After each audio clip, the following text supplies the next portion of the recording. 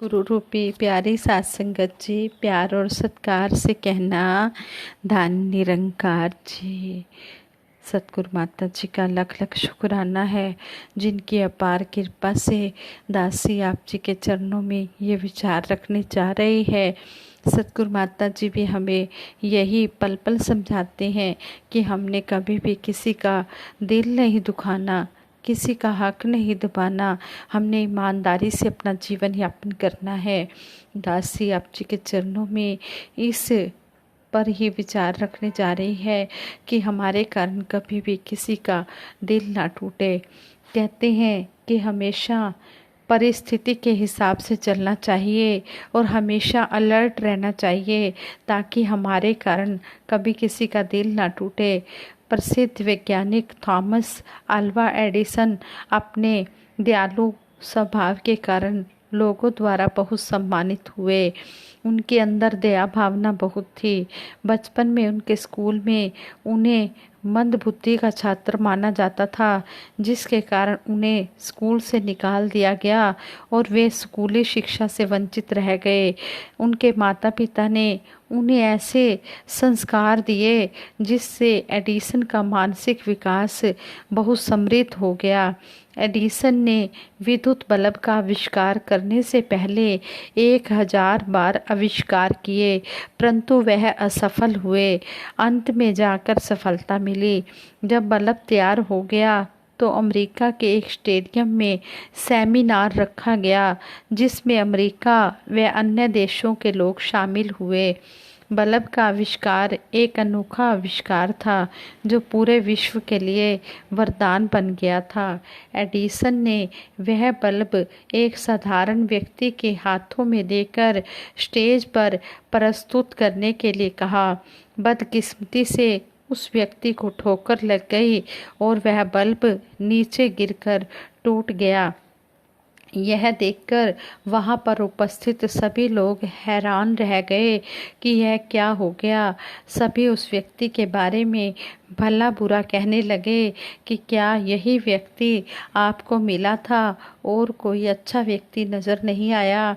इस व्यक्ति ने तो आपकी कितने सालों की मेहनत को एक पल में नष्ट कर दिया।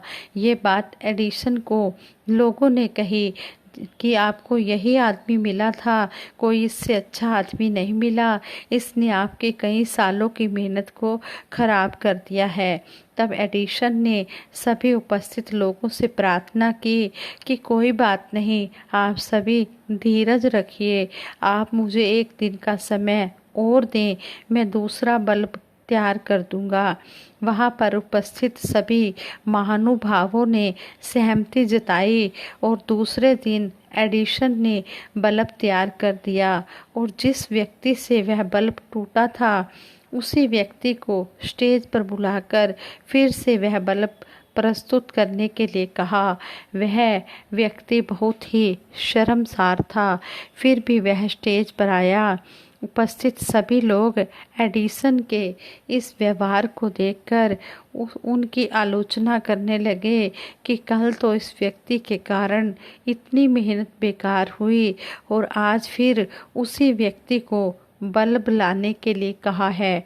जब यह समारोह संपन्न हुआ तो एडिसन ने कहा कि यदि इस व्यक्ति को इस गलती के लिए मैं कुछ कहता तो इसका दिल टूट जाता और आज यह यहाँ पर आने का साहस ही नहीं कर पाता।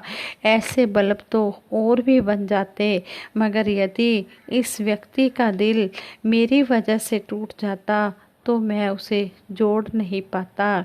इस बात से यह प्रेरणा ली जा सकती है कि हम भी एडिसन की तरह पॉजिटिव थिंकिंग ही रखें।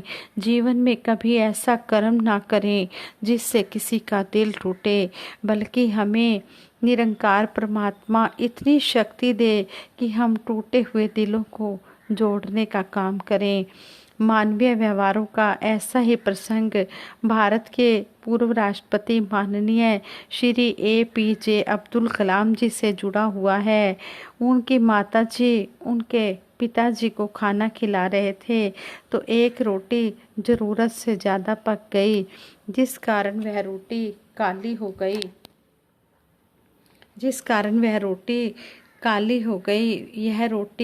वह रोटी उनकी माताजी ने उनके पिताजी को दी और पिताजी ने थोड़ी कड़वी होने के बावजूद भी वह रोटी बड़े प्यार से खा ली।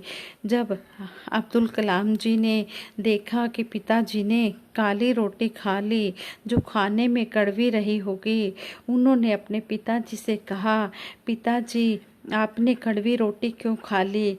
बच्चे की बात सुनकर पिताजी ने कहा कि बेटा, मैंने कड़वी रोटी खाई परंतु मुझे कड़वी नहीं लगी।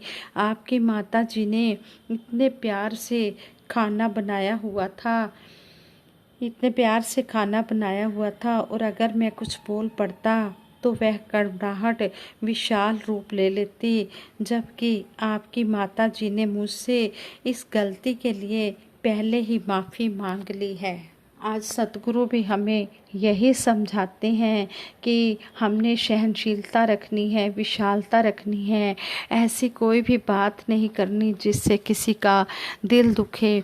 जो अगर किसी का दिल हमारी वजह से दुखता है तो उस दिल को दोबारा से सही कर पाना बहुत ही मुश्किल होता है। ये चीज़ें तो फिर भी दोबारा भी अगर टूट गई हैं तो बन जाएंगी, लेकिन जो टूटे हुए दिल हैं उनको जोड़ना बड़ा मुश्किल है। सतगुरु हमें आज यही समझा रहे हैं कि धर्म जोड़ता है, तोड़ता नहीं। सतगुरु बाबा हरदेव सिंह जी महाराज भी हमें यही समझाते कि हमने हर एक को जोड़ने का काम करना है। कभी भी किसी से ऐसे शब्द नहीं बोलने कि जो सत्संग से दूर हो जाए, जो सत्संग सेवा सिमरन छोड़कर चला जाए। नहीं, सबके साथ हमने प्यार की भाषा ही अपनानी है। सतगुरु हमें जो भी कर्म करने को कह रहे हैं, अगर हम सतगुरु के कहे अनुसार चल रहे हैं तो हमारी ज़िंदगी में खुशियाँ ही खुशियाँ हैं, बहारें ही बहारें हैं। जिस तरह बच्चा स्टूडेंट टीचर का कहना मान लेता है तो टीचर उससे बहुत ही खुश हो जाता है। अगर उससे कोई गलती भी हो जाती है तो उसे क्षमा कर देता है। इसी तरह सतगुरु सच्चे पातशाह को हम हर पल खुश रख पाएँ। हे दातार सच्चे पातशाह, ऐसा कोई भी पल ना आए जिस पल आप जी हमसे नाराज़ हो जाए। ऐसा कोई भी पल ना आए जब हमसे कोई गलती हो जाए। सच्चे पातशाह हमें बख्श लेना। आप जी समर्थ हो, घटघटवासी हो, अंतर्यामी हो। आप जी का ही हमें सहारा है, आप जी के ही आश्रय पर हम हैं। मेरा डोले ना इतबार, बख्शो श्रद्धा भक्ति प्यार, करा मैं संतान दा सत्कार।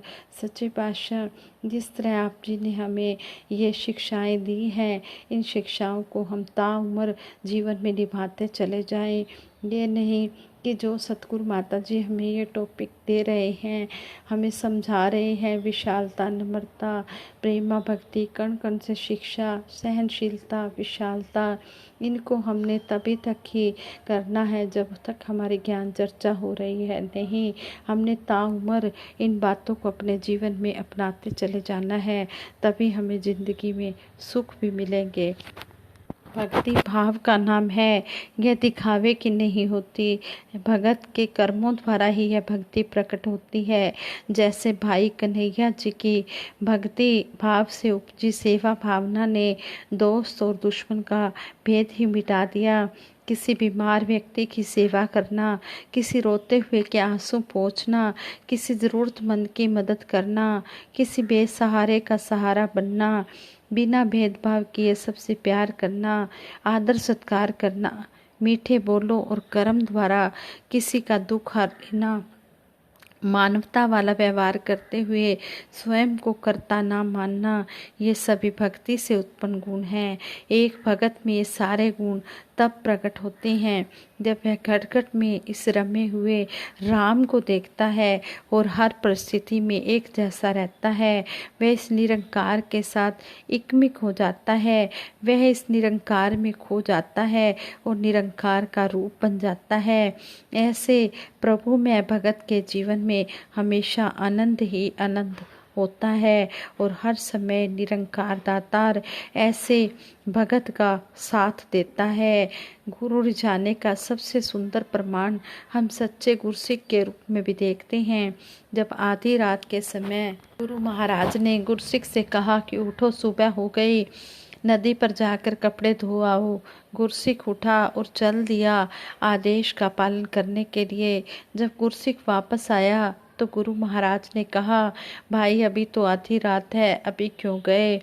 गुरसिख ने बड़े विनम्र भाव से कहा, मेरे लिए तो आपका आदेश ही सब कुछ है। मुझे कब दिन है कब रात है इससे क्या लेना है। मैंने तो आपके आदेश को मानना है। जो इस निरंकार से जुड़ गया है वो भगत है, वो भगत है। और कहते हैं कि भगत और भगवान को जोड़ने का परोपकारी काम केवल ब्रह्मज्ञानी सतगुरु ही कर सकते हैं। भगत की भक्ति तभी प्रवान होती है। भक्ति का उदय सतगुरु के चरणों से शुरू होकर विराट अनंत परमात्मा का शुक्राना करती हुई फिर सतगुरु को के चरणों में ही समर्पित होती है। शहंशाह जी ने भी कहा है, भक्ति लोकी अजे न समझे, रब नू पाना भक्ति है, छड़ के सारे वहम भुलेखे, गुरु रिझाना भक्ति है। सतगुरु का वरदान है भक्ति। सच्चे पातशाह ने हमें यहाँ भी समझाया है, शहंशाह जी ने, कि जो लोग भक्ति लोकी अजे न समझे, इस परमपिता परमात्मा को पाना ही भक्ति है। सारे वहम भुलेखों को छोड़कर सतगुरु को रिझाना ही भक्ति है। अगर हमने सतगुरु के कहे अनुसार कर्म कर लिए तो सतगुरु रीझ जाता है। जब सतगुरु रीझ गया तो ये दोनों जहानों की खुशियाँ झोली में डाल देता है। इस तरह जो भी सतगुरु के आदेश उपदेश समय समय पर हमें मिल रहे हैं, हम इन पर चलते हुए कर्म रूप में इन पर को ढालते हुए अपना जीवन संवारते चले जाएं। कहते भी हैं, जिन्ने भी संत तेरे मेरी माँ लादे मड़के ने, जदों इन्हां नूं तकदी हाँ इबादत हो ही जाती है। हम सच्चे पातशाह जो भी आप जी के रचनहार है, जो भी संत महात्मा हैं, सभी के चरणों में दासी नतमस्तक होती है और आशीर्वाद मांगती है कि आप सभी हमारी माला के मणके हैं। जितने भी सतगुरु के प्यारे हैं सभी माला के मणके हैं। सारा संसार ही इसका रूप है, तेरा रूप है संसार। सब दा भला करो करतार, साडी मंग है दातार। सच्चे पातशाह सारे संसार का भला करना, सभी को हर प्रकार की खुशियाँ देना, सबके घर में खुशियाँ हों, खेड़े हों, हर चीज़ की सच्चे पातशाह सबको दात बख्शना, कारोबार में भी वादे करना, हर प्रकार की खुशियाँ देना। यही दासी आप जी के चरणों से अरदास करती है। सबको दे खुशियाँ, सुखी हो जाए कुल दुनिया, रहमत कर दे दाता मेहरबान। रहमतां करदा ए चोलियां परदा ए, पीरां दा पीरे शाही फकीरे जी। शरण जो इसकी आ जाता है वो सब कुछ पा जाता है। हाँ, संगत जी दासी से विचार करते हुए कई प्रकार की गलतियाँ हुई होंगी, आप जी क्षमा कर देना। आगे के लिए दासी को सद्बुद्धि बख्शना। दासी सबके सुखों के लिए सतगुरु के आगे अरदास करेगी। अरदास करते हुए सिमरन करवाएगी। आप सभी ने मिलकर इस सिमरन में साथ देना है।